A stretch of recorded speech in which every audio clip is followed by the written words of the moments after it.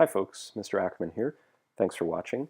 The topic of today's video is Newton's law of universal gravitation, and I think you're going to enjoy this because we're going to start getting into some astronomy applications in physics, and astronomy is a topic that often interests just about everyone, whether it's the beauty of looking at distant galaxies and planets and stars and whatnot, or just the thought of what may lie out there. Astronomy kind of has a way of captivating everyone. And so here you're going to have a wonderful chance to ruin all of that wonder with some mathematics and some physics. No, just kidding. I think you will actually enjoy this application of physics. At least I hope you do, because it's what I studied in university for 5 years. And I'm not suggesting that if you don't like it, that's a bad omen. Far from it. I just hope that you can share in the enjoyment that I have when I talk about the subject. Anyway, before we can talk about astronomy, we have to talk about the dominant force in the universe that governs the motion of all celestial objects, and that, of course, is gravity. So take a moment to pause the video right now and take a look on this first page at some of the questions we're going to answer, as well as where we are in the unit schedule, and also what the learning goals and success criteria are.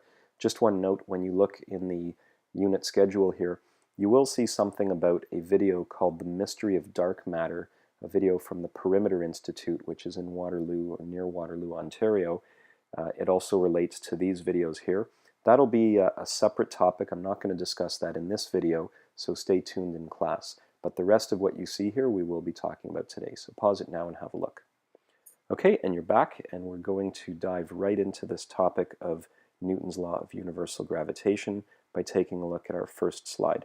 So first of all, let's talk a little bit about gravity. And before we look into the technical details suggested by some of these diagrams here, let's think for a moment. What are the factors that influence the force of gravity between two objects?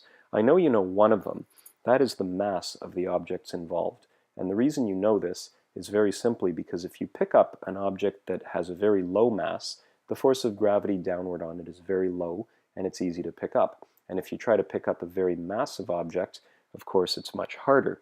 This is because the Earth and that object are attracting one another, and you, as you lift it, are trying to overcome that force.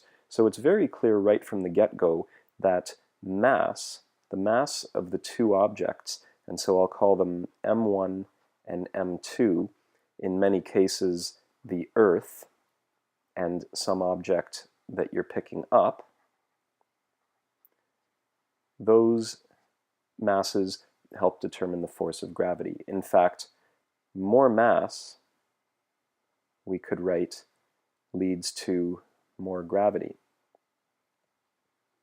Now, another factor which you may not have known about if you hadn't studied gravity back in grade 11 is that the distance between the two masses, in fact, the distance that is separating their centers, try to spell that correctly, the distance separating the centers of the objects, that also affects the force of gravity.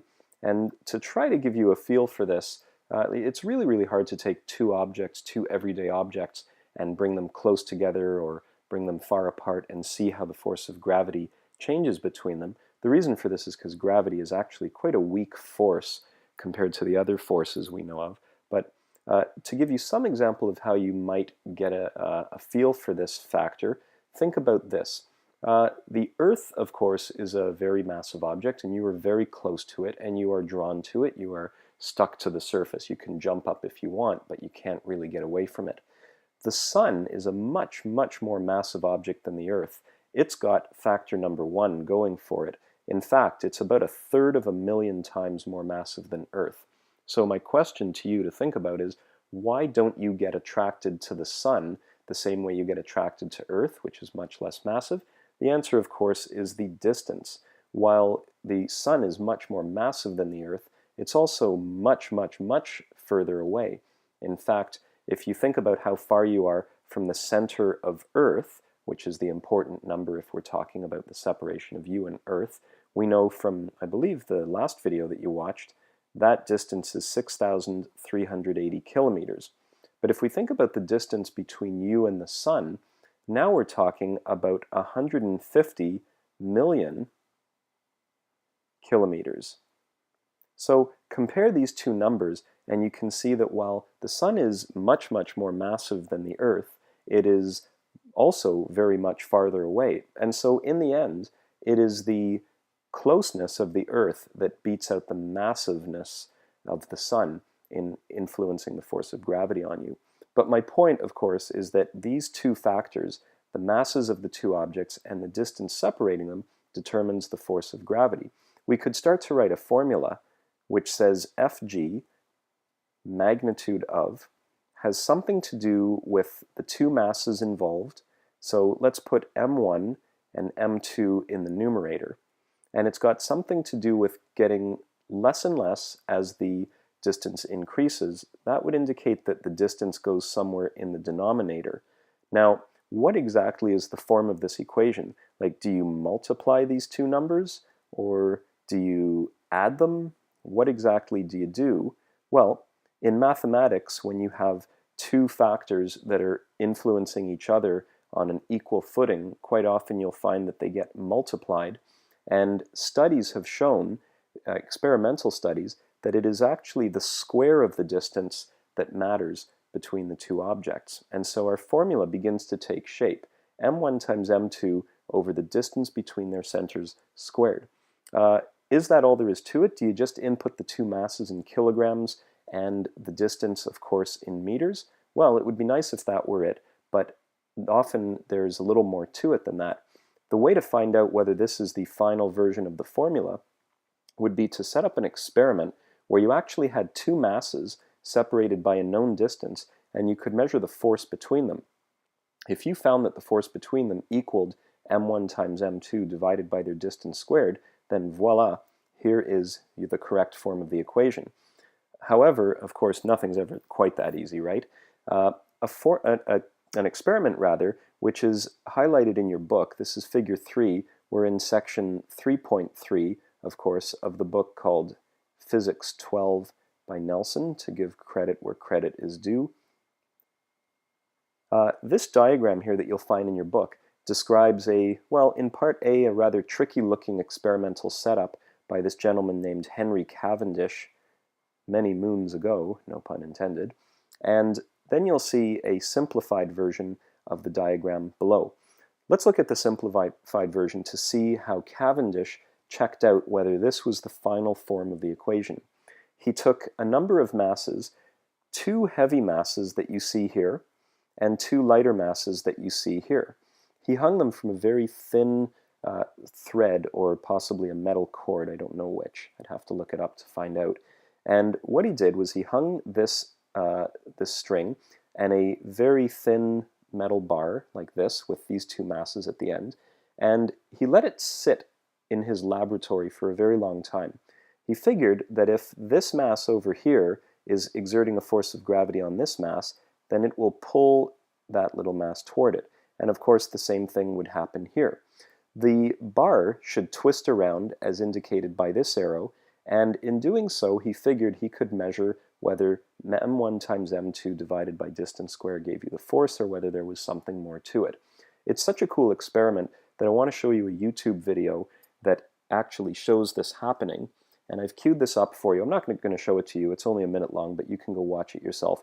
Watch how this guy actually sets this up in his laboratory, and using lasers he can actually measure the very tiny movement of these two masses. It's very, very cool. I had an opportunity to perform this lab back in third year physics when I was studying astronomy, and it was actually an optional lab. I chose a different lab which was just as exciting in a different sort of way, but this is something you would do in undergraduate physics. So go watch this video for a minute, I think you'll like it.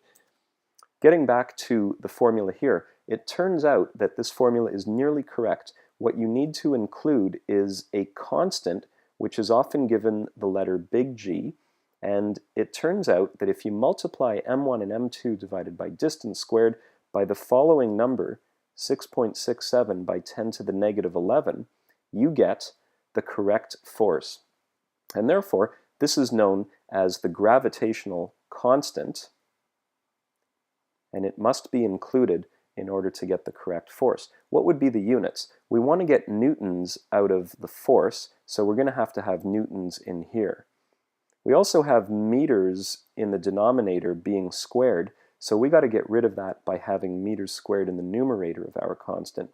And in the end, we have kilograms for both of our masses.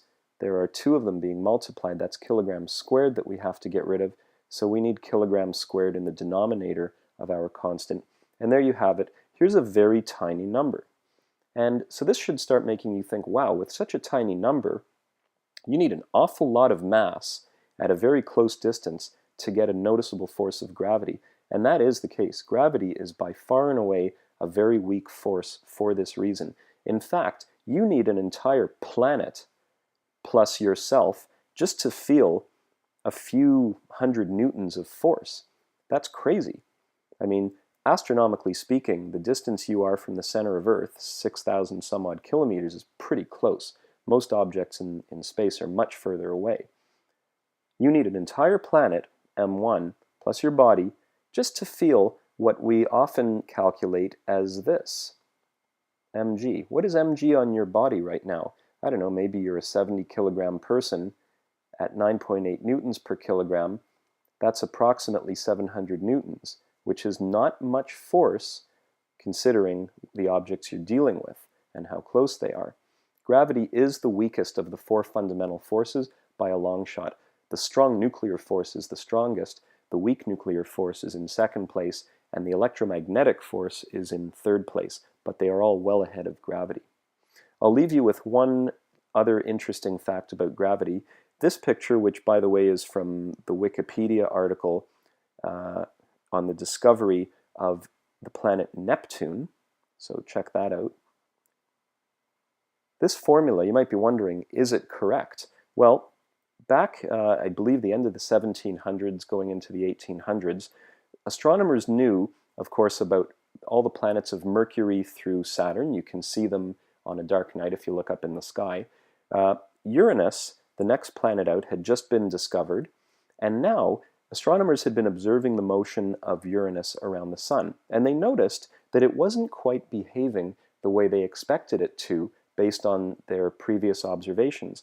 It was as if every now and then Uranus sped up in its orbit or slowed down, and so a hypothesis was put forward that there was yet another planet beyond Uranus, and this planet, of course, turned out to be Neptune. Using Newton's law of universal gravitation, astronomers were able to predict where and how massive a next planet would have to be in order to be causing these strange changes in Uranus's orbit. These changes are called perturbations, to perturb, to disturb something. And sure enough, they turned out to be correct. Check out this article on the discovery of Neptune. It's very, very cool. It is a planet discovered because we knew, or not we, but our ancestors knew about the forces, the force of gravity and the factors that influence it. There's your cool fact of the day, by the way, for the quiz in class tomorrow. Let's move on and start doing some calculations. I'm going to pick up the pace now that hopefully I've piqued your interest in gravity. First one comes from the same textbook, Sample Problem 2, where they ask you to determine the magnitude of the force of attraction between two uniform metal balls of mass 4 kilograms. So let's give this equation a test drive. G m1 m2 over the distance squared is the formula. They say that both of the uniform metal balls have mass 4 kilograms. They are about half a meter apart. What do? Simple, sub in the number, 6.67 by 10 to the negative 11. I'm going to leave out units just to speed things up here, although you should be careful anytime you leave out units. You could end up making a mistake. A place that you're likely to make a mistake if you leave out units is down here, where they've given you the distance in centimeters. You got to sub that in meters, folks. Sub that in, and what do you get? 4 times 4 is 16. This number is roughly a half squared. That gives you a factor of 1/4 in the denominator, which is like having another factor 4 up here.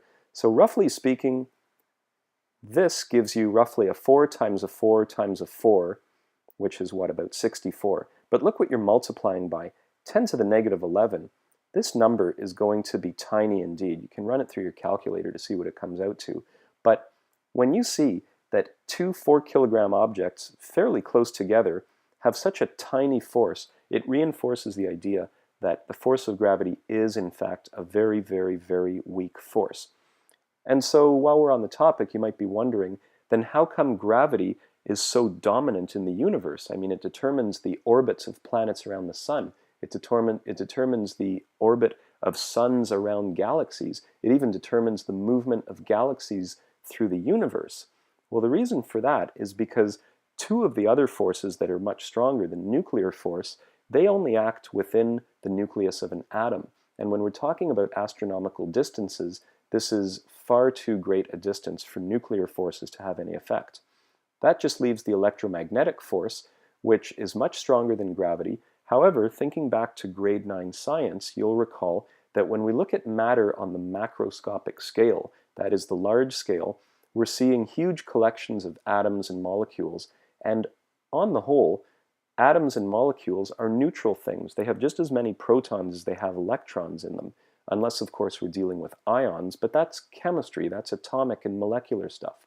On the large scale, like astronomical scales, matter is mainly neutral, and therefore the attraction and repulsion of opposite charges and like charges does not apply. That leaves gravity as the only remaining force to affect the universe. And of course, looking back once more at the formula, let's think about what we're dealing with.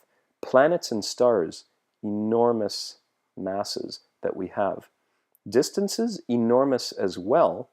However, there is enough of this stuff to overcome the tininess of this and the greatness of the denominator. So there is, in fact, significant force acting out there to cause objects to move the way they do. And so you get beautiful galaxies and stars and clouds of gas called nebulae and planets and moons and rings around Saturn and whatnot.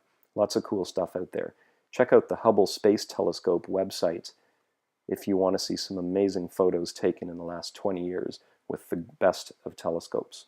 All right, let's move on. Sample problem 1, backtracking here a little bit.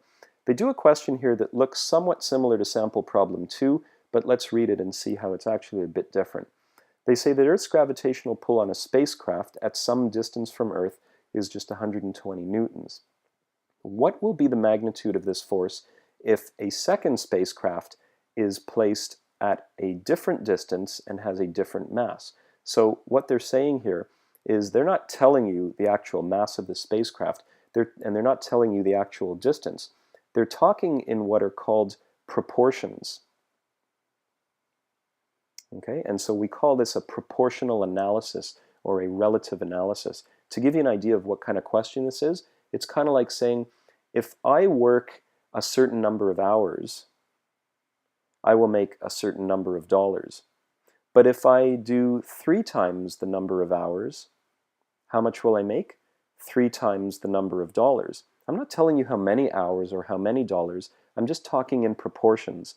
The same way we can easily think about how much money we make when we work more or less hours, we can think in terms of proportions, in terms of forces and the factors that affect it, mass and distance. So let's look at this. At some distance, let's call it d1, a force F1 is exerted on a spacecraft.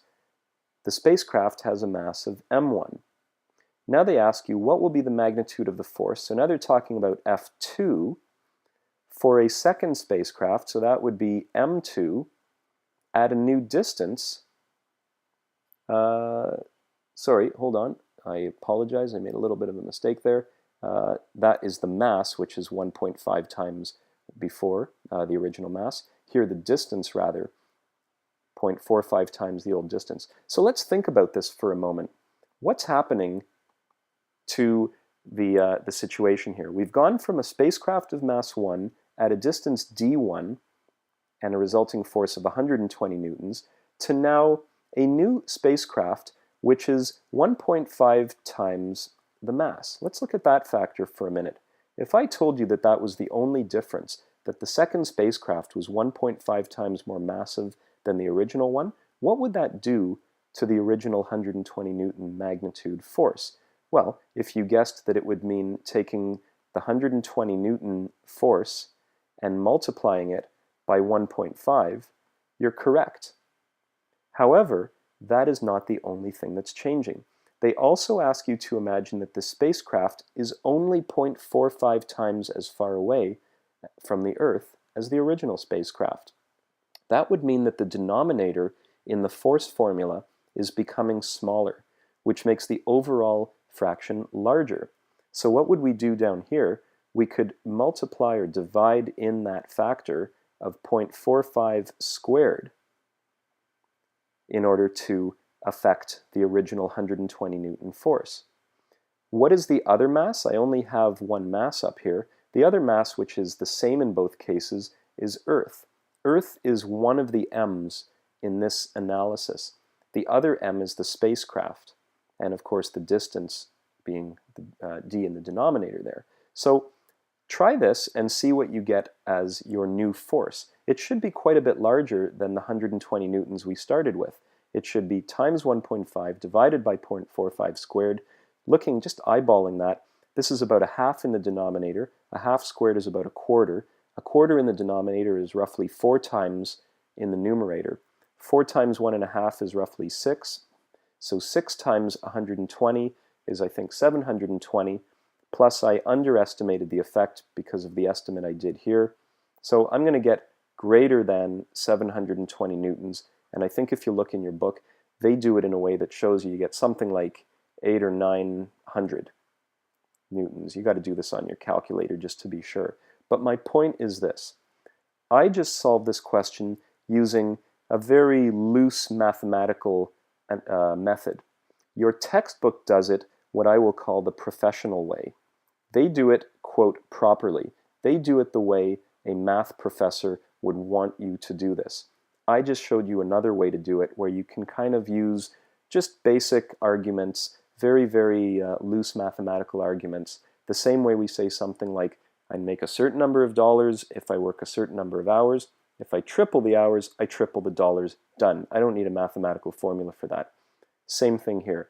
If I go 1.5 times as heavy, but 0.45 times closer, this guy's in the numerator, this is in the denominator squared, multiply that by the original force, get the new force, which, check the textbook. I don't have time. I don't want to waste your time doing the calculation here. You can do it on your own, and you'll get something like this many newtons. All right, moving on. Here's a question about the vector nature of the force. Question 12, again in the same textbook, asks you if you have 4 masses in a plane, so now we're talking 2 dimensions here, as in figure 4, right over here, what is the magnitude of the net gravitational force on M1 due to the other 3 masses? So think for a moment. Here's M1 at 3 kilograms. It is 1 meter away from M4. It is 1 meter away from M2.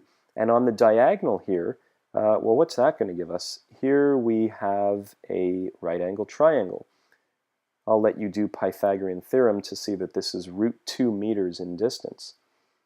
What's going to happen to M1 as a result of M2, 3, and 4? Well, gravity, being a force that attracts things and acts between the centers of objects, there's going to be an attraction force toward M2, an attraction force toward M3, and an attraction force toward M4. Now, we can calculate these. Luckily, M4 and M2 have the same mass of 1 kilo, and they are both 1 meter away from M1. So if we wanted, we could do the force of mass 3 acting on mass 1. We could calculate its magnitude. That would be g m1 m3 over the distance between 1 and 3 squared. And this is how you would write it using proper notation. You could plug in all of the numbers for g, the 3 kilograms for m1, the 1 kilogram for m2, and the distance of 1 meter squared, and you'd get some number. And of course, that magnitude is the same as this force. This is also equal to the magnitude of the force of object 4 acting on object 1. So you just solved for 2 of the magnitudes at once. What about the force? Oh, I realize I made a little bit of a mistake there. I hope you guys caught that. This right here should actually be a 2, not a 1. Sorry, not a 3 rather. Let me delete those references to 3 You should always be trying to catch your teacher or your professor making mistakes. There we go. That should be 2 in there. I apologize. Let's go and take a look at what is happening with mass 3 acting on 1. This, of course, would be g m1 m3 over the distance between 1 and 3 squared. So now we're talking about the diagonal here, and you're going to sub in the numbers of 3 kilos for this, 4 kilos for that, and root 2 meters for this, and don't forget to square it, and you'll get some number. Now what do? They're asking for the net gravitational force on M1. Do you see how this is a 2-dimensional vector question? Gravity is a vector, it's a force, and it's acting in 2 dimensions here. How do we solve these? You guessed it, components are back. So here's what to do. F2 on 1 equals something, comma, something. F3 on 1 equals something, comma, something. F4 on 1 equals something, comma, something. Those equal F net, which is something, comma, something. So what I recommend you do here is designate your positive and negative directions. How about positive y and positive x like before? Here are your magnitudes of the force vectors. You just calculated them. I didn't calculate them for you. You can do that on your own. I want to save a bit of your time. And then you can use cos theta and sine theta ideas as needed. For example, you might want to designate theta as the angle in here, and that'll help you with your cos thetas and sine thetas. Now, luckily, it looks like the force of 2 pulling on 1 goes in the x direction only. So it looks like we will have something here, but we'll have 0 there. Similarly, or conversely, however you want to look at it, the force of 4 on 1 is only in the negative y direction. So I'm going to have negative something over here, but 0 in the x. And these guys are going to be a something, is it a cos or a sine? I think it's a cos theta. And this will be a something sine theta. Looks like this is a positive x, but a negative y, so don't forget a negative there. And now solve for these. Don't forget to find the magnitude and the direction. And now you know how to do question number 12, but you got to do the dirty work. I just got you started here. Second last question. This one, a little bit of a trick, always gives students a headache, so I'm going to get you started and then let you experience that headache. At a certain point between Earth and Moon, the net gravitational force exerted on an object by the Earth and the Moon is 0. What are you going to do here? That's right, you're going to begin drawing a diagram. No diagram, very little chance of solving. What do we know about Earth and Moon? Well, I hope you know, I assume you know, that Earth is a much larger and more massive object than the Moon. So the first thing I could do is this. Maybe I'll designate Earth like this and Moon like that. And being a curious kind of guy, I might head over to the internet and I might look up something like Earth physical data and see what comes up. Probably Wikipedia is going to come up. Oh, well, it's third. Let's take a look there. Get some physical data for the Earth. Here it is. Looking good, Earth. Okay, and you can find some things in there, such as the Earth's radius, you can find its mass, and so on. You can do the same for the Moon, and you will find the Earth is quite a bit more massive. It's almost 100 times as massive. In fact, they tell you here, the Moon is only 1.2% the mass of Earth. So let's write that out. How do you write that out mathematically? You could write the mass of the Moon equals 0.012 the mass of Earth. That's how we write that mathematically. Also, looking back at this data sheet here, you can find out what is the radius of Earth, which of course you guys already know. You know that the radius of Earth is something like 6380 kilometers, I think your book says. And if you look up the radius of the Moon, you'll find that it's about 1/4 of that number. So 1/4 of 6380 kilometers, I think it's around 1750 kilometers. That's a number that sticks in my head. I don't have my calculator with me, so you can calculate that if you want. 1750 kilometers, roughly. Now, they tell you here that the Earth and Moon are separated by 3.84 times 10 to the 5. That's 384,000 kilometers. So let's draw that in. This is the separation between their centers. So drawing a diagram is going to show you something very important here. If this is 384,000 kilometers, folks, compared to a few thousand kilometers in radius here, and just 1,000 or 2,000 there, what is this telling you? These numbers are really insignificant compared to the separation between these two objects. Really, this diagram is nowhere near to scale. These should be two tiny dots as far as the diagram is concerned. So that's important to note, and I'm going to show you why in a second. They ask you where in between these two objects is the gravitational force, the net gravitational force, on some object equal to 0. Something you should be asking yourself is, why would it be equal to 0? Well, if you know a little bit about gravity, you know that gravity is an attractive force. If we place some object between these two planets, then Earth, which I'll put in blue, is going to attract this object with the force of gravity. But the Moon will also attract it. Now, I think I can get away with drawing the force of gravity due to the Moon being less than that of Earth. Why? Well, look at this. The mass of the Moon is so much less than the mass of Earth, and as we know, the mass affects the amount of gravity. However, it depends where this object is. If we place the object very, very close to the Moon, is it not possible that what the Moon lacks in mass, it could make up for in closeness to the object? That's actually what this question is about. It's about finding the place which, granted, is closer to the Moon than it is to Earth. It's finding that place where these two forces come out the same. So here's what I'd like you to do. First of all, let's get rid of this. It makes it look like the point is exactly in the middle, and clearly it can't be. So what I'd like you to do is first use some logical or critical thinking to realize that the point is going to be closer to the Moon. I'm also going to clear off a little bit of clutter here. Let's get rid of that. Okay, and for that matter, let's get rid of the radius of the Moon there, because that doesn't really figure into this for reasons I've already discussed.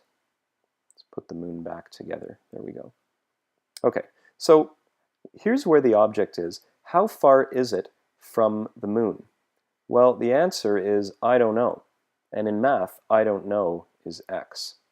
And if that's x, then this distance here is 384,000 kilometers minus x. Of course, you can't be in kilometers. Watch those units. Tack on 3 zeros to get into meters, and now everything's fine. So these are the distances here. And at this imaginary distance, or not imaginary, there is a real distance like it, but at this point that we're imagining, the force of gravity due to Earth, weak because we're so far away, but massive because Earth is so massive, that force is the same as the force of gravity due to the Moon, strong enough because we're close, although weakened by the fact that the Moon is not as massive as Earth. So what we've really got is this kind of thing going on. Somewhere, these two forces will be equal. Do you see where this is going? We want the force of gravity for Earth to equal the force of gravity for the Moon. And we know that these are g, mass of Earth, mass of some object that we don't know about yet, divided by some distance, in meters please, squared. That's supposed to be equal to g, mass of the Moon, times the mass of the object. Remember, we're talking about the force of gravity on the object, which is why I've included that on both sides. And this will be x squared. And this is as far as I'm going to take you, because I think at this point, if you use a little bit of your algebra skills, this becomes primarily an algebra problem, and if you use a little bit of the given information over here, you ought to be able to solve for the value of x and answer part A. Where is this point? There is another part to this question that I'm not going to discuss in the video. It's part B. It always throws students for a loop. It's a little bit hard to imagine, but if you get to part B, you can come and talk to me in class and we'll discuss.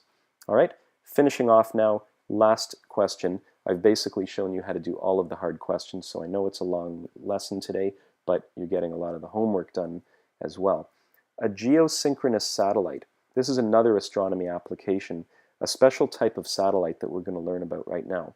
It's a type of satellite that remains at the same location above Earth's equator as it orbits Earth. What kind of satellite would we want to have above Earth which stays above the same location? Which is to say that as the satellite goes around the planet, maybe it's a communication satellite, maybe it's a weather satellite, maybe it's a GPS satellite, maybe it's a spy satellite. Who knows? As the satellite goes around Earth, it stays above the same location? How can this be? I thought satellites were orbiting in circles. Well, satellites are orbiting in circles. However, the Earth is also spinning, remember. So as the Earth spins, I think that was the name of a soap opera back in the 1980s. I don't know if they talked about physics too much on it, but anyway, as the Earth rotates, there's the rotation, 24 hours is the period. The satellite is supposed to stay above the same location at all times, even as it orbits. Remember, satellites do orbit our planet. They don't just sit up there the way a hot air balloon might hover or the way a helicopter might hover. How can this happen? Well, think about it for a moment. Pause the video if you have to. Okay, you're back.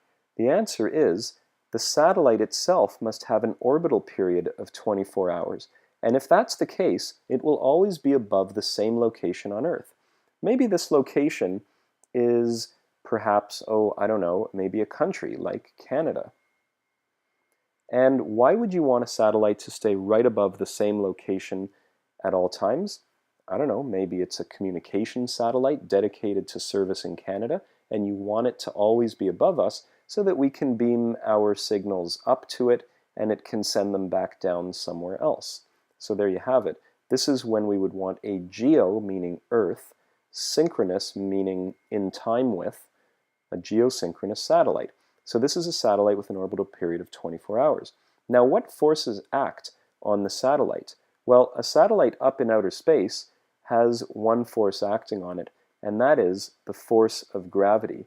The force of gravity acts straight down toward the center of Earth, between the center of the satellite and Earth. And what have we learned about this force? Well, its magnitude is g, mass of the two objects involved, so mass of Earth times the mass of the satellite, divided by the distance between them squared. What is the distance that matters here? This time, the radius of Earth does matter. These satellites, which are dedicated to Earth, are not so far away from Earth that we can ignore the Earth's radius the way we did in this question here. We didn't really have to deal with it. Here, it will matter. The satellite is 6,380 kilometers from the center. Obviously, it's got to be above the surface, plus a little bit. What's that little bit of extra height? I'm going to call it h. H meters above the surface. So there's your distance, 6,380, convert to meters, don't forget, plus h. What is the mass of Earth? Well, you can look that up. What is the mass of the satellite? Uh-oh, they haven't told us. What do we do? Well, let's think about this. The satellite is assumed to be in circular orbit around the Earth. Therefore, the net force, which is gravitational, can also be called centripetal. Here's where the circular motion ideas from this unit come into play. What are we going to use for centripetal force? We have three versions of a formula: m satellite v squared over r, 4 pi squared mass of satellite r over t squared, or 4 pi squared mass of satellite r f squared. Well, if you guessed it's this one, because we know the period of the satellite, then you're correct. Here's what we do. We take the force that we know is gravity, and we equate it with the centripetal force, which is what's going on when a satellite makes a circular orbit. Do you see what's going to happen with ms, the mass of the satellite? I'll leave it to your good algebra skills to figure that one out. Here's a word of warning.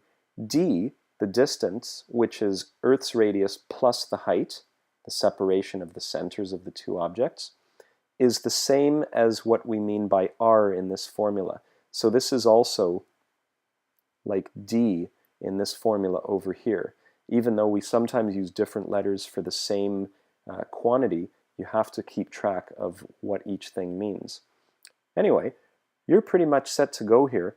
The question is asking you to set up an equation, which you're very close to doing, and then if you look in Appendix C of your textbook, or just go online to get the mass of Earth, you ought to be able to figure out how high above the surface, what is the distance that we should place this satellite so it stays above the same place on Earth at all times and can be used for things like communications. And that closes off this section. A lot of astronomy, a lot of examples. Sorry for the length, but it is one of those problem-solving videos, so I hope you got a lot out of it. Thanks so much for watching, and I will see you in class.